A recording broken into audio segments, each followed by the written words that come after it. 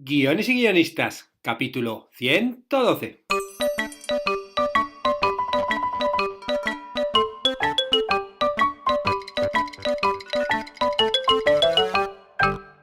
Buenos días a todos, bienvenidos a Guiones y guionistas, el podcast con el que todos podemos aprender a hacer guiones. Cada semana salimos al aire con 2 programas en los que vemos un nuevo elemento, técnica o herramienta para que sepáis más del cómico mundo de los guionistas y el hipnótico arte de los guiones. Hoy volvemos con vuestras preguntas al consultorio de guión. Ya sabéis que podéis transmitirme cualquier duda que yo una vez al mes las contesto en el podcast para que sirva un poquito a todos los oyentes, porque bueno, la mayoría de las dudas la verdad es que las solemos tener todos, ¿no? O por lo menos hay mucha gente que las tiene. Y bueno, también si tenéis prisa con alguna duda, porque bueno, esto contesto una vez al mes y quizás no todas las preguntas que me llegan, recordad que los suscritos a los cursos de guiones y guionistas tienen soporte y ahí la respuesta es inmediata, que esa, bueno, es una de las ventajas de estar suscrito, ¿no? Que si tienes alguna duda, pues os la contesto con rapidez, ¿no? Además de las ventajas, obviamente, de todo lo que te enseñan las clases, que por cierto ya tenemos más de 70 clases. Y hablando de los cursos, hoy hay una clase nueva del curso de diálogos. Vamos a ver cómo escribir diálogos naturales y realistas. Los diálogos en el cine no son iguales que en la vida, como bien os podréis imaginar, eso sí, tienen que parecer naturales. O sea, la clave es que cuando tú escuches los diálogos en el cine, sí te parezcan naturales, aunque luego no sean reales como en la vida real, ¿no? Y bueno, para eso se pueden utilizar algunos trucos, algunas técnicas en la escritura, y hoy en la clase de diálogos vamos a ver algunas de ellas. Y ahora sí, comenzamos con vuestras preguntas. A ver cuántas me da tiempo a contestar hoy. La primera de ellas es de Jam, que me llegó por mail porque es un suscriptor, y dice así: Saludos David, soy Jam, suscriptor de los cursos de guión. Quisiera saber si existe un espacio para hacerte preguntas. Tus clases son muy claras, pero a veces surgen cuestiones puntuales de mi parte. Ahora mismo estoy viendo tu curso de guión para series web y estoy escribiendo una, a la par que veo cada lección. No estoy buscando una asesoría de proyecto porque sé que eso tiene un costo, pero sí tengo preguntas de algunas clases. Obviamente le contesté a Jan y le dije que sí, que había soporte para hacer preguntas sobre las clases, como bien he dicho antes, y que bueno, eso, como bien dice, no es a nivel de consultorías, pero sí que obviamente cualquier duda que tengáis sobre las clases me las podéis hacer. Y él obviamente me la hizo. Me dijo así: Ok, David, muchas gracias por tu pronta respuesta. Mi cuestión es acerca de la elaboración de la sinopsis. Estoy muy interesado en enfocar mi serie web en el género comedia negra, algo así como Fargo, Kiss Kiss Van Van, más o menos. Pero mi pregunta es, ¿debe ser palpable el género dentro de la sinopsis? Si alguien lee mi sinopsis, ¿podría funcionar tanto en un drama como en una película de acción, etcétera? Pero no sé cómo hacer para que quien la lea note que es una comedia. Bueno, pues muy bien. Gracias por tu pregunta, Jan. Sí, en una sinopsis debería intuirse el tono de tu serie. O sea, es una oportunidad única si haces tu sinopsis de media carilla o de una página, dependiendo un poco para qué lo hagas, ¿no? Y dónde lo vayas a presentar. Es una oportunidad de contar no solamente de qué va la historia, sino también del tono de tu historia, y del tono y el género de tu historia. ¿Y cómo poder hacerlo? Pues nada, simplemente con la redacción. O sea, hay un truco, por ejemplo, que es que tú escribas primero tu sinopsis, ¿no? Donde tú te cuente tu historia, te venda un poco tu historia de una forma normal y después, por ejemplo, te dediques a sustituir alguna de las frases que has escrito por otra que diga lo mismo, pero de una forma más cómica, más sarcástica. Claro, ahí es el momento donde tú vas a poder meter el tono. Si es una película de terror, está bien que al leer la sinopsis yo sienta un poquito esa tensión de la película de terror. Si es una película de suspense, igual, que según están redactadas las frases, yo vaya intuyendo y diciendo, quiero saber más, y pienso un poquito, ¿qué le va a pasar al protagonista? No solamente nos vale para hablar de qué va la historia, sino también tenemos que aprovechar para meter el tono. Y claro, si vas a meter algo de una comedia, intenta decir algunas frases donde estás contando la historia, pero en la redacción ya estoy notando algo medio cómico, algo sarcástico, no sé si es comedia negra, algo irónico. Así como resumiendo, la idea es que al leer la sinopsis se enteren de qué va la historia y por cómo está escrita la sinopsis intuyan el tono. ¿no? Estas cosas también pasa igual en los guiones, ¿eh? Esto, por ejemplo, lo vimos hace poco en la clase de formato, ¿no? Cuando vimos cómo escribir las descripciones dentro de un formato, del formato del guión. Claro, ahí también podemos utilizar las descripciones para mostrar un poco el tono. Sobre todo, por ejemplo, en descripciones de comedia. Si tú estás escribiendo una comedia, bueno, pues explica un poquito dentro de las descripciones, como siempre, lo que se ve en la acción y lo que se oye, pero dentro de la redacción puedes hacerlo de una forma más cómica, de tal forma que el lector de guión esté en ese tono de la comedia y cuando lea los diálogos y lea esa escena con esas descripciones, está en ese tono de comedia ya, ¿no? El que lo está leyendo, no te estoy diciendo que se ría al leer las descripciones, pero está como en esa actitud de comedia donde ya lo empieza a visualizar, ¿no? Toda la situación por cómo está escrito, ya está viendo la comedia ahí gracias a las descripciones, ¿no? Bueno, pues igual con las películas de suspense, de terror, podemos utilizar las descripciones del guión también para aportar tono. Y lo mismo ya pasa con la sinopsis, ¿no? Que es un poco lo que te decía. Y bueno, y también aproveché a Jan para cuando le contesté, porque claro, primero obviamente le contesté por mail, para recordarle que está en que el curso de webseries que está haciendo tiene certificación, ¿no? Junto con el curso el guión de cortometraje y las certificaciones, bueno, pues además de hacer el curso, pues con la entrega, se entrega el proyecto y vas a recibir un pequeño feedback que voy a hacer sobre el proyecto que hagáis, ¿no? Además de la certificación, con lo cual también es una buena oportunidad para tener una especie como de primera pared, ¿no? De primer qué tal, ¿no? Antes de mostrarlo o moverlo por el resto de lugares. Bueno, pues aquí ya simplemente por estar suscrito a los cursos y hacer el curso de web series, bueno, pues si entregas el proyecto vas a recibir un pequeño feedback, no a nivel de una gran consultoría, pero bueno, hay comentarios sobre tu proyecto. Muchas gracias, Jam, y nada, que estoy esperando tu webserie cuando la termines. La segunda pregunta nos llega desde Chile y nos la hace Tomás. Hola David, ¿cómo estás? Soy Tomás de Chile. Primero que todo, muchas felicidades con tu podcast. El año pasado te escribí por unas dudas que me ayudaron bastante, por eso, si no es molestia, quería hacer otra consulta. Estoy pensando en crear un show de sketch de comedia para vender a un canal de televisión menor. ¿Tienes algunos tips? ¿La Biblia es igual que en una serie o es distinto? ¿Qué elementos debería incluir? Muchas gracias y saludos. Muchas gracias a ti, Tomás, por tu pregunta. Bueno, pues sí, sobre cómo crear un formato televisivo, ya hice un podcast, uno de los primeros, el número 5. Podéis echarle un ojo, porque bueno, aunque hice un ejemplo de cómo crear un formato, que era un formato de aventura, pero bueno, sí que habla de distintas pautas que, bueno, yo por lo menos, si lo habéis oído, sí que os aconsejaría que lo oyerais. Y sí, básicamente hay que hacer una Biblia como en ficción, pero bueno, algunas de las características son distintas, pero es muy importante, por ejemplo, un programa de sketch, hay muchísimos tipos de programas de sketch, programas de humor, con lo cual tú vas a tener que explicar, por ejemplo, lo primero, cuál es el concepto de tu programa de sketch, cuál es la idea principal que hace que es distinto a otros, ¿no? Luego también, por ejemplo, muy importante los protagonistas. ¿No? Porque protagonistas de los programas de sketch, pues hay de mucho tipo, ¿no? Puede ser desde el típico cómico que es uno solo, ¿no? En España, por ejemplo, José Mota, en Argentina Capusotto, o sea, cómicos que tienen su propio programa en torno a él y él sale en todos los sketches. ¿No? Funciona mucho. Luego también hay programas de parejas cómicas. En España también hay mucha tradición de programas de parejas cómicas. Martes y 13, Cruz y Raya, Los Morancos de Triana. Bueno, obviamente los que no sois españoles no lo conoceréis probablemente, pero tendréis referentes de parejas cómicas en vuestros países, ¿no? Y ellos son los protagonistas de los sketches, ¿no?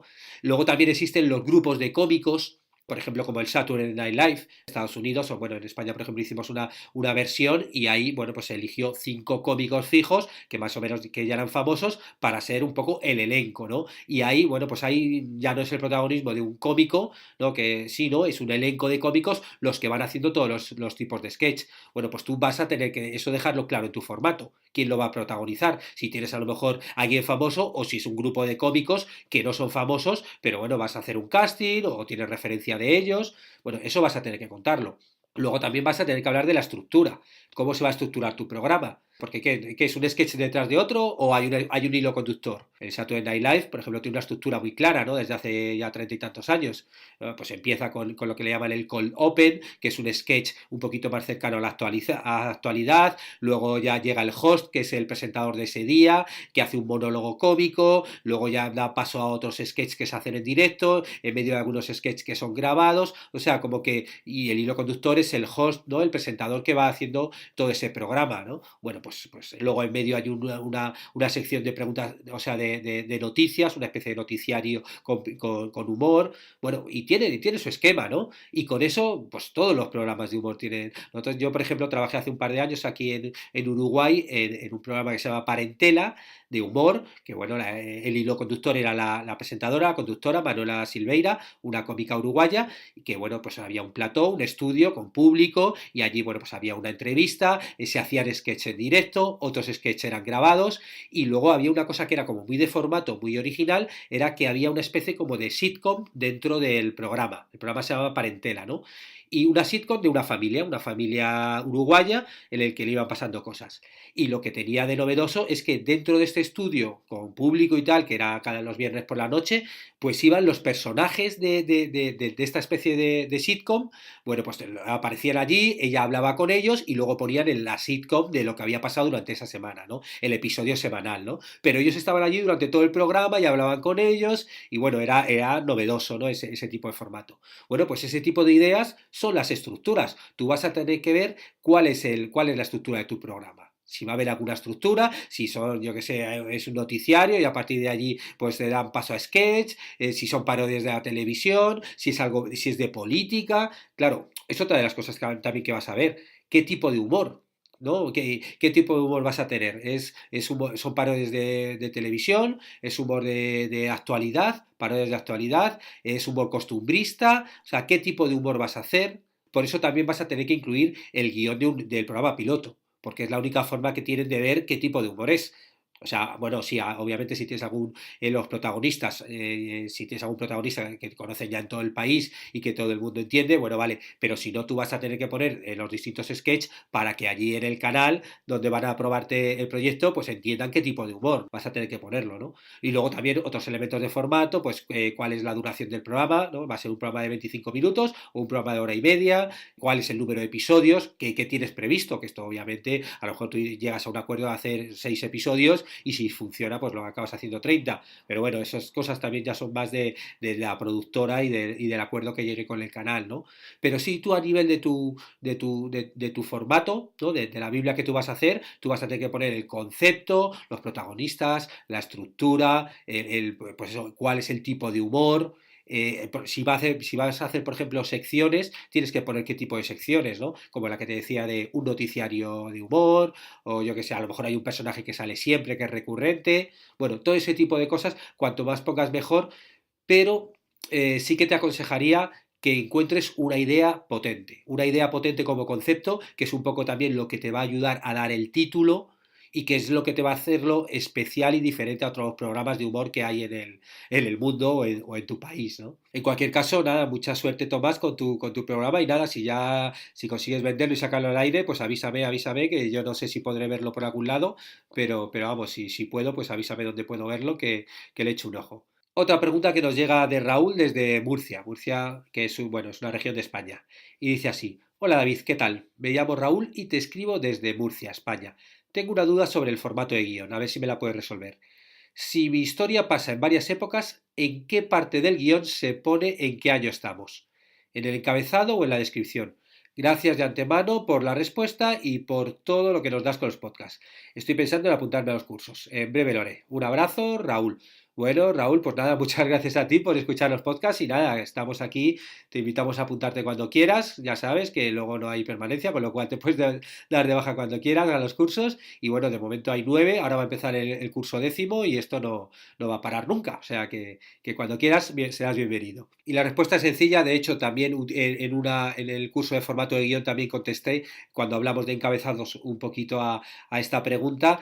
ya que se puede poner en el encabezado, ¿no? E incluso, por ejemplo, hemos visto en el curso el ejemplo del curioso caso de Benjamin Button, que no sé si recordáis, la película, claro, pasa a lo largo no sé, 70, 80 años, ¿no? Porque, bueno, la película es cuando nuestro amigo Brad Pitt nace de viejo y según va pasando los años, cada vez se va rejuveneciendo, ¿no? Hasta que muere de bebé, ¿no? Y claro, pasa en Nueva Orleans, en muchos sitios, ¿no? Y en muchas épocas. Y claro, para diferenciar una escena de otra, la forma más sencilla es dentro de la propia escena, igual que pones pues interior, Nueva Orleans, casa de no sé qué, día, luego pones entre paréntesis, o sea, entre paréntesis, los años, ¿no? 1930, 1955, 1944, de tal forma que cuando una persona lee el guión, ya sabes que al inicio de cada escena, ya sabes de qué año está hablando.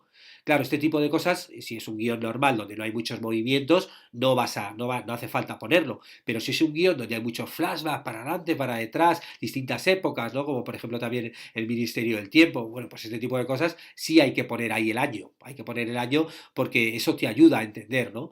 En la serie, por ejemplo, el Ministerio del Tiempo te lo ponen ahí, ¿no? Te ponen ahí como hay viajes en el tiempo, bueno, pues los personajes van hacia adelante, hacia detrás, y te ponen ahí el año en que está cada secuencia, ¿no? Cada escena. En general, siempre cuando tengamos dudas, ¿no? Que no sepamos dónde se pone una cosa o en otra, siempre yo creo que la solución es intentar ser lo más claro posible. Es decir, cómo puedo facilitar la ayuda a la persona que está leyendo el guión en este momento. Cómo puedo hacérselo más sencillo para que pueda leer el guión en continuidad, que no tenga que estar mirando para atrás, volviendo hacia adelante, volviendo hacia detrás, que no avance la escena y en mitad de la escena digas que es en 1935 y el tipo cuando estaba leyendo pensaba que era en 1941.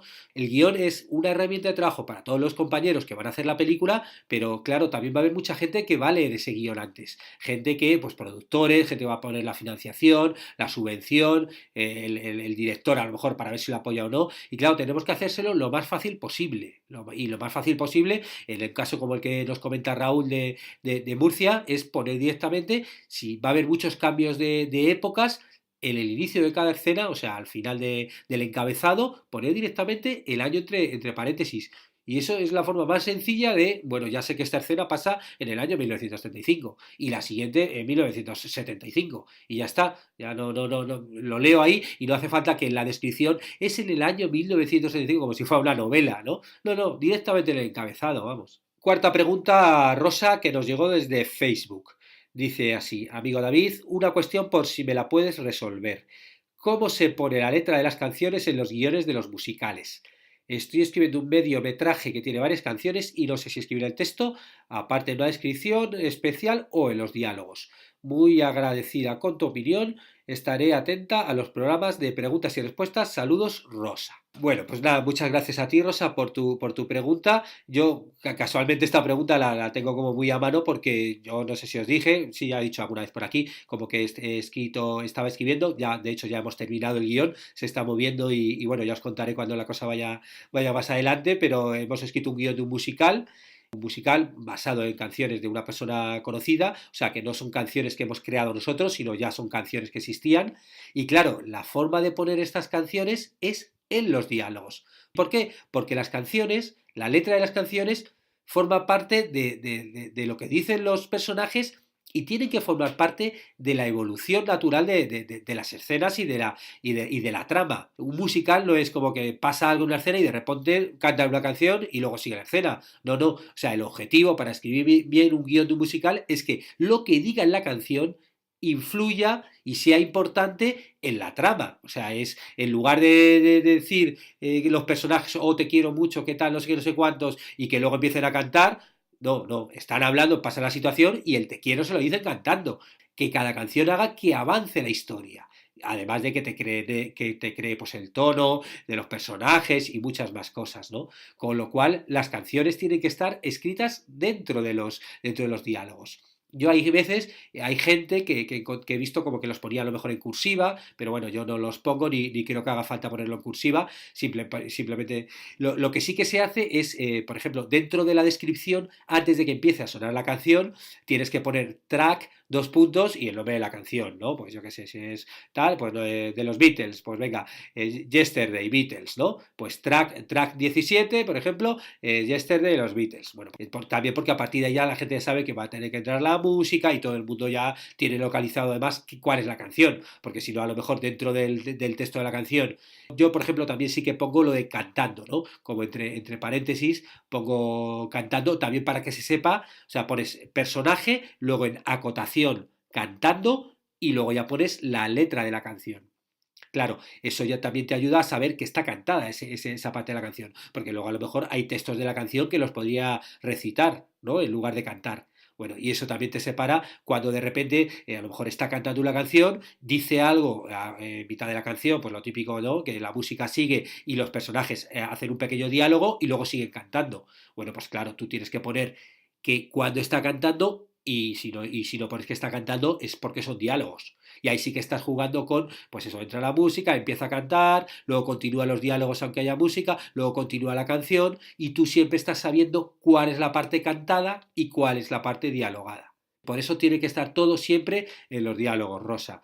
Bueno, espero que con esto te haya quedado claro, Rosa, que espero que también que te vaya muy bien con tu mediometraje musical y que sea muy divertido. Y yo ya de mi historia, de mi película musical, ya os iré avanzando cuando sepa ya hay cuando haya más cosas claras, ¿no? De momento está la productora y han ido a un canal de televisión y la cosa va muy bien, pero bueno, todavía ya sabéis que hasta que no se firma nada, no, mejor no hablar. Y con esto terminamos el podcast de hoy en el que hemos contestado vuestras preguntas sobre sinopsis, sobre sketches cómicos, sobre encabezados, sobre musicales y bueno, como siempre, si os ha interesado, agradecería comentarios y valoraciones en iTunes, en iVoox o YouTube y recordaros que estaremos juntos los martes y jueves con nuevas técnicas, estrategias y análisis para que aprendamos entre todos a ser mejores guionistas.